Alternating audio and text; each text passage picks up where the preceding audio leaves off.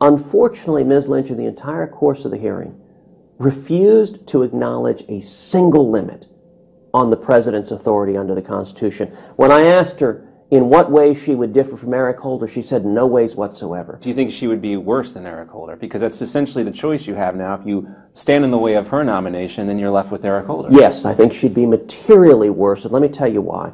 Holder, after he was confirmed, began disregarding the law, began ignoring the Constitution, began turning the Department of Justice into a partisan arm of the DNC.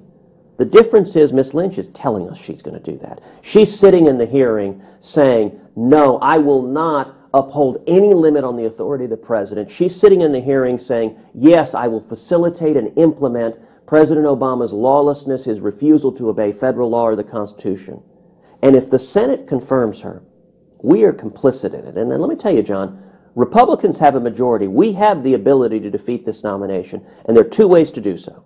Mm-hmm. Number one, if every Republican on the Senate Judiciary Committee simply votes no. And you think that's going to happen? The nomination is dead. Well, right now, a couple of the senators have indicated they intend to vote yes. I mean, you see Lindsey Graham nodding his head when she gives her response, almost in agreement with everything she's saying. In my view, any senator who votes to confirm a nominee for Attorney General who tells you, Senator, I am going to ignore the law and ignore the Constitution, that senator is complicit in what happens.